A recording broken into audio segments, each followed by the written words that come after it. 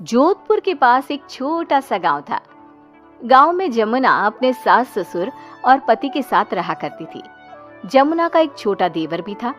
जमुना की सास बहुत ही कंजूस थी।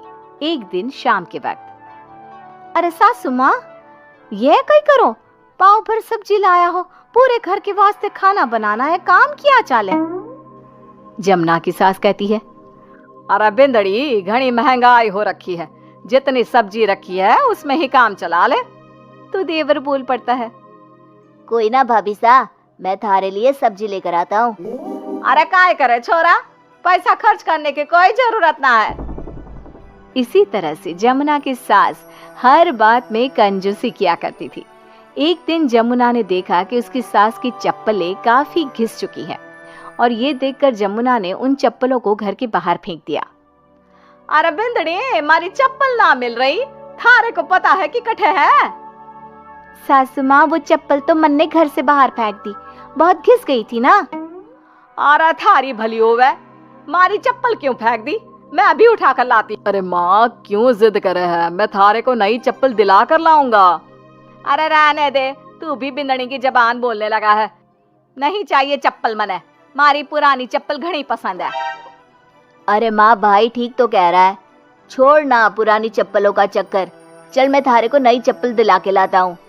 लेकिन जमुना की सास किसी की बात नहीं सुनती और घर के बाहर से किसी तरह चप्पलों को उठाकर वापस ले आती है और फिर से उन्हीं को पहनने लगती है। फिर एक दिन सुबह के वक्त जमुना मंदिर गई और जब वहां से लौट कर आई तो जोर जोर से चिल्लाने लगी, अरे कहीं बताओ, मंदिर में किसी ने हमारी चप्पल चोरी कर ली।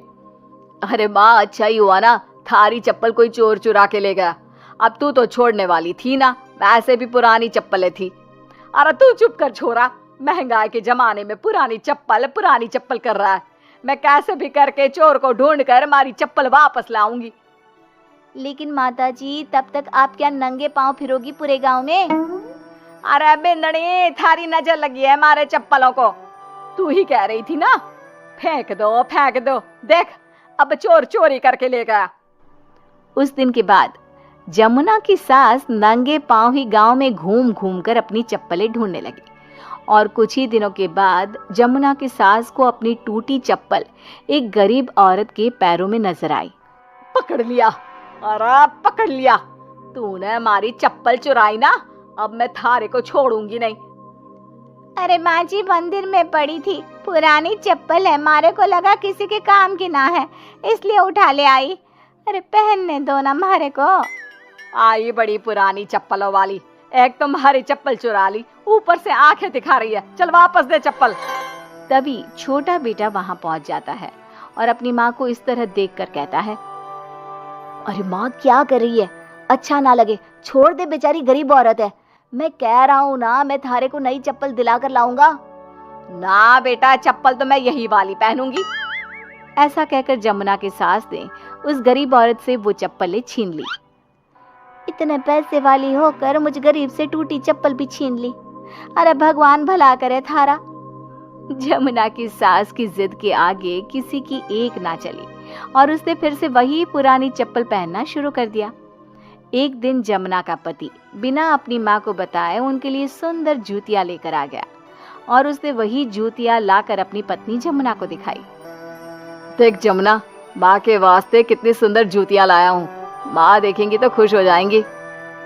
आप तो जूतियां ले आए हो, लेकिन सासू माँ ये जूतियां पहनेंगी ना, वो तो अपनी पुरानी चप्पल ही पहनने वाली है। अरे जमुना, एक बार चलकर माँ को देते हैं ना ये जूतियां, क्या पता पहनने को राजी हो जावे। माँ देख तो, थारे वास्ते मैं कितनी सुंदर जोधपुरी जूतियां ले आया हूँ।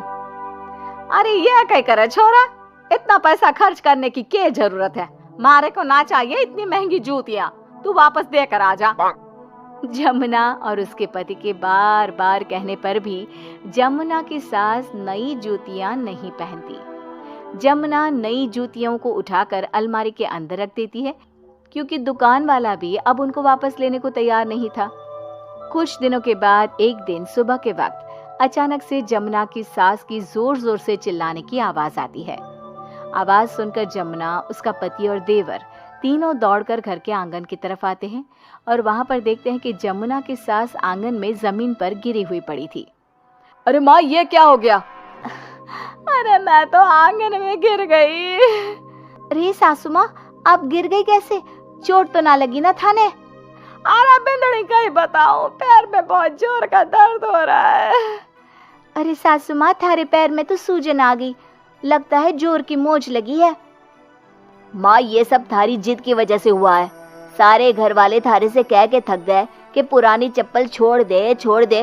भाई तो थारे लिए नई जूतियां भी ले आया, फिर भी तू ना मानी। हाँ देवर जी, आप ठीक कह रहे हो सकता है अब सासू माँ को हमारी बात समझ में आ जावे। अरे आ गई, बात समझ में आ गई, अच्छी तरह आ गई। पैर में बड़े जोर का दर्द हो रहा है। अब मारे को सारी बात समझ में आ गई। ला बेटा, जल्दी से नई वाली जूतियां ले आ, आज से ना मैं वही पहनने वाली हूँ।